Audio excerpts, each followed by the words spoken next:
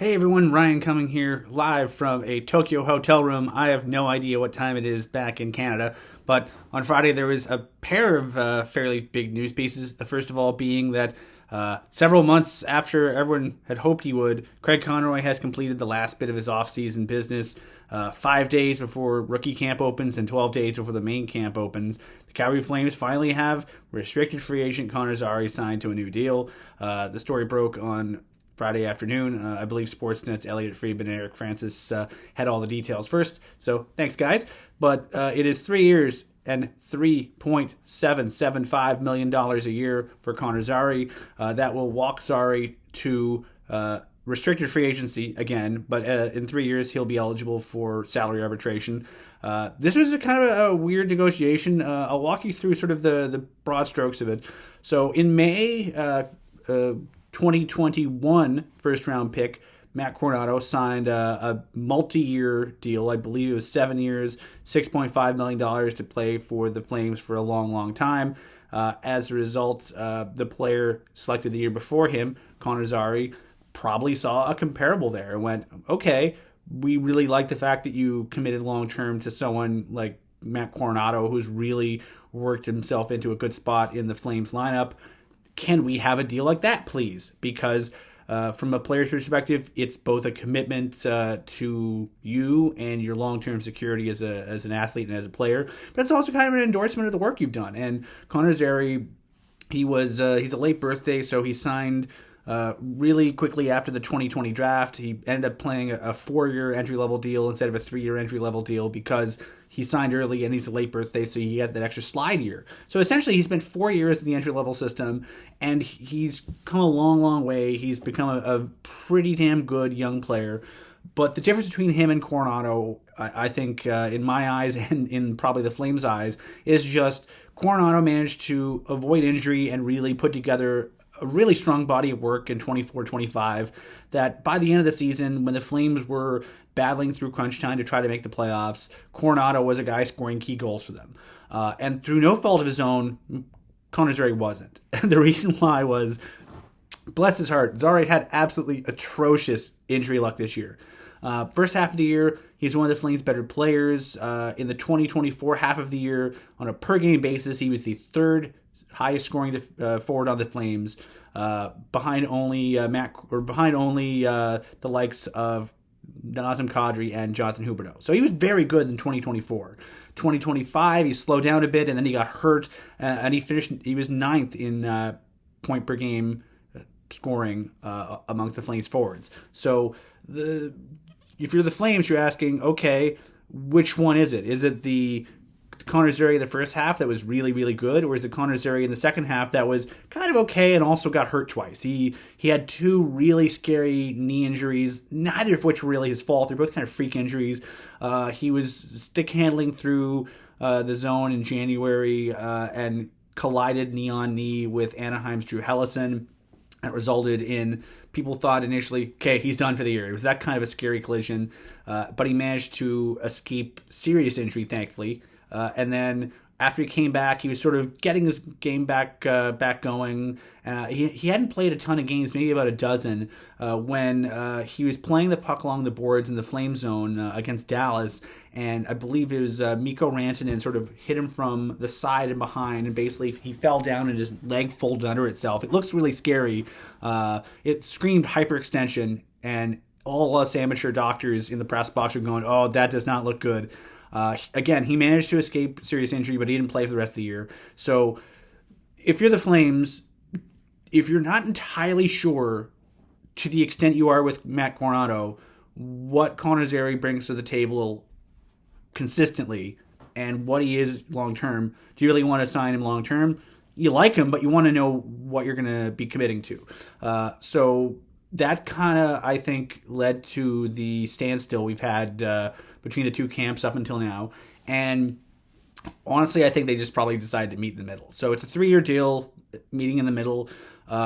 Tyson Forster was the player selected immediately before Connor Zary in 2020. He signed a 2-year extension in late May with the Flyers at 3.5. This is a 3-year extension, a year longer, for 3.775. So you're paying him $275,000 a year more for an extra year.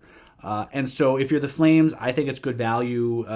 He's going to be a guy that you're going to be able to play kind of all over the place. He can play center, he can play the wing. He's at his best very dynamic, very creative, fast, smart, skilled. There's a ton to like about the player, and I think if you're the Flames, in 3 years, you kind of have a sense of where he fits in long term. You have a sense of, is he a center? Is he not a center?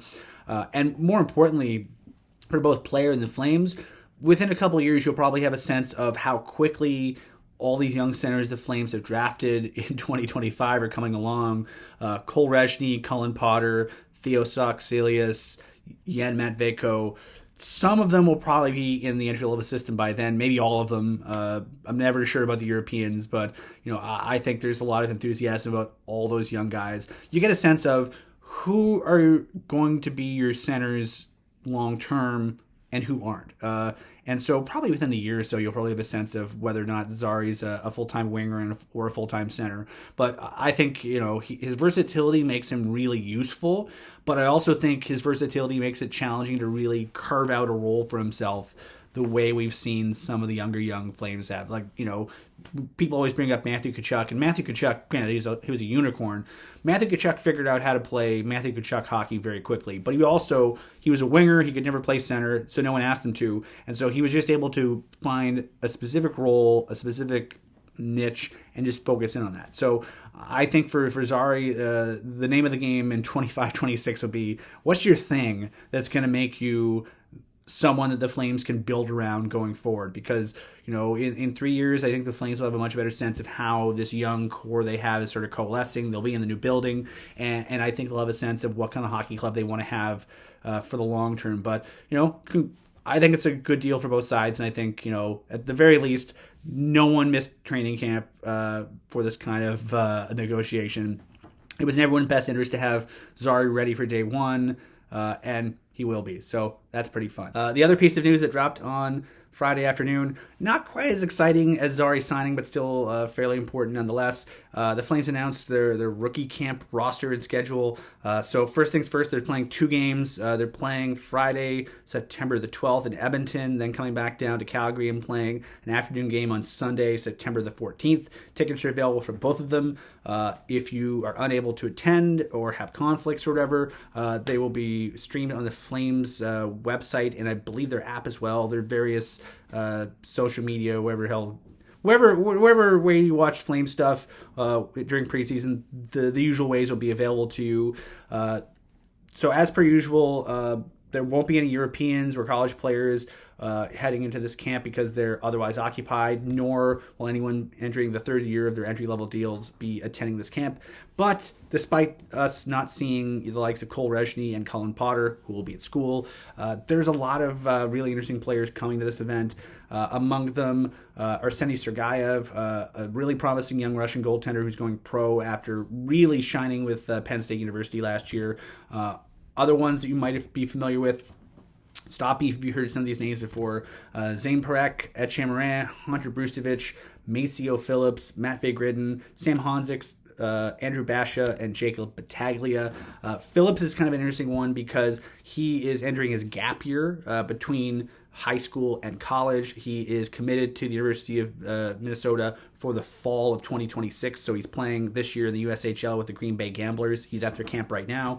But he's attending Flames prospect camp because I guess it doesn't affect his college eligibility now. They've shaken up some of the NCAA rules the last couple of years. The most prominent one being that CHL players are eligible to go to the NCAA. My guess is whatever change they made with those rules, sort of liberalizing them a bit, is open the door for someone like Maceo Phillips to come to Flames camp. So that'll be kind of exciting. Phillips is gigantic, and if you like the idea of sort of getting a preview for how the Flames blue line might look in the future with some of the bigger, beefier defensemen and some of the smaller puck mover guys, they'll have a little bit of all of them in this year's camp. So that's all I got for this video. If you like this video, please click the like button. If you really like this video, please click the subscribe button. And we'll have a whole bunch more stuff for you as training camp comes along. So if you want to see anything in particular, drop a suggestion in the comments. Other than that, we'll see you next time. Thanks for watching.